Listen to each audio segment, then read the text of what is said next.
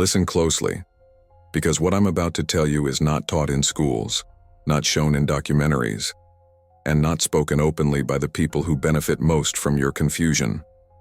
The real story of global power has never been about nations, flags, politicians, or presidents. It has always been about structure, invisible architecture, systems built not to serve the people, but to extract from the people. And the most frightening part is this: you don't see it happening because it doesn't look like oppression. It looks like normal life. Every era in history has had rulers, not kings on thrones, but hidden architects working behind the stage. People who understand something most never learn. Control is easiest when it doesn't look like control. Slavery is most effective when the slave thinks he is free. And a population is the easiest to guide when they believe the instructions were their idea. This is the untold story behind every global power structure. Not conspiracy, not fiction, just strategy. Because if you study human nature long enough, you eventually learn the same lesson Machiavelli wrote centuries ago. People rarely revolt against discomfort. They revolt only when they realize who is causing it. So the system learned to hide the architects, hide the mechanisms, and hide the chains. And for the next hour, I'm going to show you how it works. Power structures do not begin with armies or governments. They begin with influence, with the ability to shape what people desire, what they fear, what they chase, what they avoid, what they idolize, what they laugh at, what they consider normal. Influence is more powerful than violence, because violence forces obedience. But influence convinces you that obedience is your idea. The global system learned this early, so it built influence machines: media, education, finance, culture, entertainment, social pressures, economic pressures, fear-based incentives, dream-based illusions. And it all begins with something very simple. People want comfort, but power wants compliance. So the system offers comfort in exchange for control. A trade so subtle you barely notice it happening. They give you entertainment to take your attention. They give you convenience to take your independence. They give you safety to take your freedom. They give you dreams to guide your direction. They give you debt to guarantee you never escape. Because a population in debt is a population that will work forever. A population busy surviving has no time to question who benefits from their survival.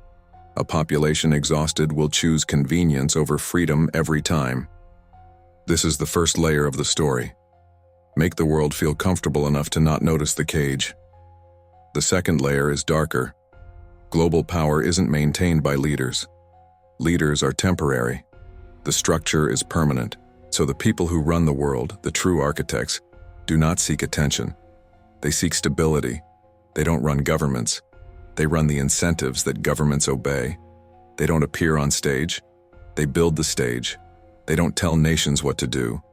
They control what nations rely on: money, trade routes, resources, technologies, media narratives, public perception, and most importantly, dependency. Dependency is the master key of power. When a nation depends on another for energy, it obeys. When a population depends on jobs to survive, it obeys. When citizens depend on the system for identity, they obey. When adults depend on distraction to escape stress, they obey. Dependency turns free people into manageable people. And the global power structure has spent centuries perfecting this. Now let's dive deeper. If you want to control the world, you don't need troops in every country. You need control of three things: information, currency, human behavior. Control information, and you control what people think is true. Control currency, and you control what people must do to survive. Control behavior, and you control the direction of society without ever revealing your hand. This is why every global power structure invests heavily in these three domains. Information is shaped through media, entertainment, education, and social platforms. Currency is shaped through central banking, global markets, and debt cycles. Human behavior is shaped through psychology, culture, technology, and incentives. Together, these form an invisible triangle of authority. not forced from above but accepted from within. And here's the uncomfortable truth.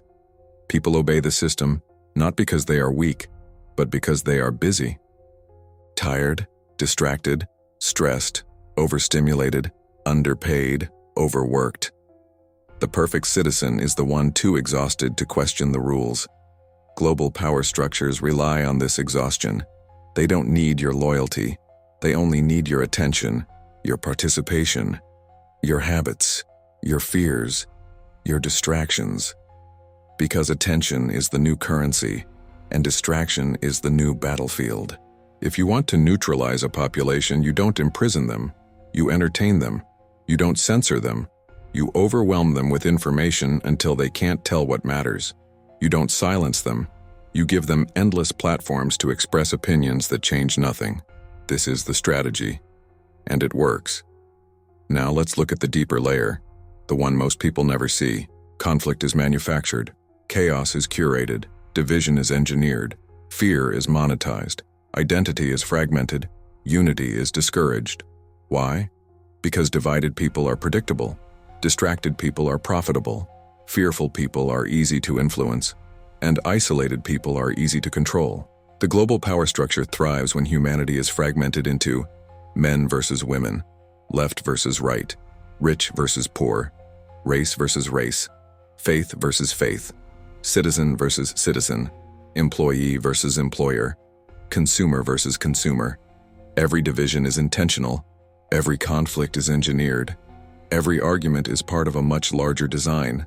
If people are fighting each other, they never notice who benefits from the fight. This is why Machiavelli said that the greatest ruler is the one who convinces the population that the enemy is someone else. But the story goes even deeper. Global power does not operate with morals. It operates with outcomes. It does not care about fairness. It cares about efficiency. It does not care about freedom. It cares about order. It does not care about people. It cares about predictability. And the biggest threat to predictability is a population that can think independently. So the system does everything it can to break independent thought. Standardized education, cookie-cutter careers, predictable routines, endless stimulation, constant stress, controlled narratives, reward systems that punish questioning, cultural trends that glorify conformity. Your thoughts are not shaped by you. They are shaped by the environment built around you. The global power structure learned that you don't need to control people's actions if you can control their attention. And you don't need to control their attention if you can control their fears. And you don't need to control their fears if you can control their desires.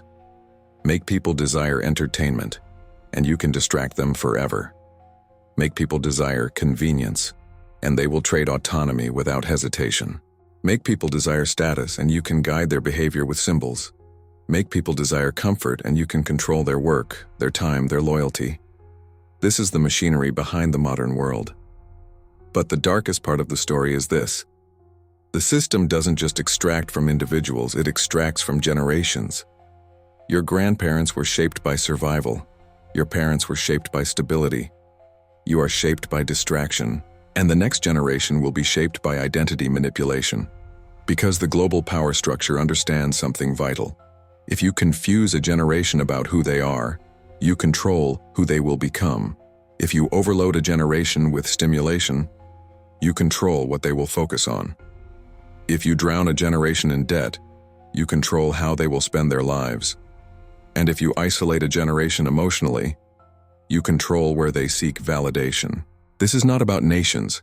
This is about managing the human species. Now let's go even deeper. The part almost nobody talks about.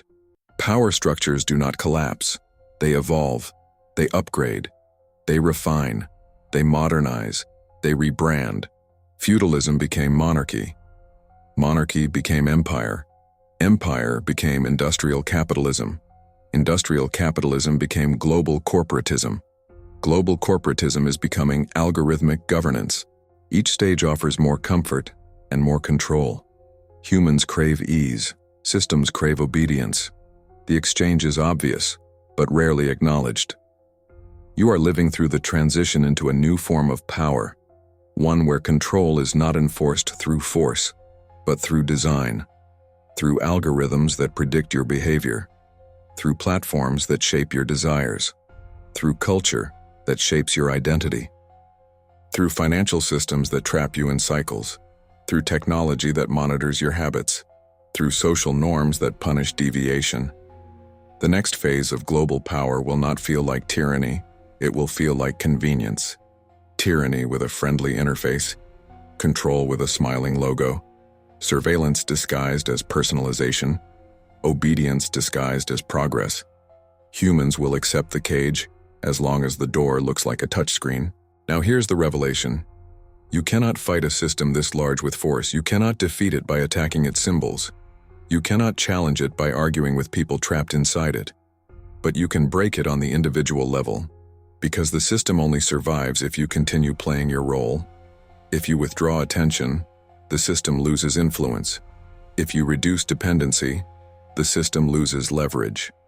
If you stop seeking validation, the system loses psychological control. If you question the narrative, the system loses predictability. If you build skills, independence, discipline, and unity, the system loses future dominance. The architects of power fear one thing more than anything else: a human who can think, a human who can stand alone, a human who is no longer dependent, a human who sees the invisible structure and chooses not to cooperate. Because once you see the cage, you stop mistaking it for home. Once you see the strings, you stop worshiping the puppets. Once you see the incentives, you stop trusting the performance. And once enough individuals awaken, not as a mob, not as a movement, but as independent thinkers, the entire global power structure weakens.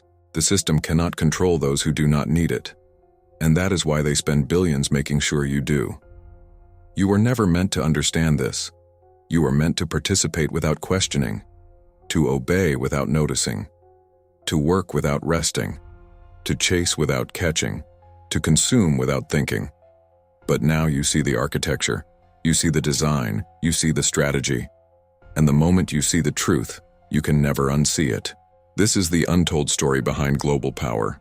Not a monster hiding in the shadows, but a machine operating in plain sight. A machine that runs as long as you keep feeding it attention, fear, time, energy, obedience, and silence. And now that you see it, the question is simple. Will you remain a part of the machine, or step outside and become something it fears? The choice was never theirs. It was always yours.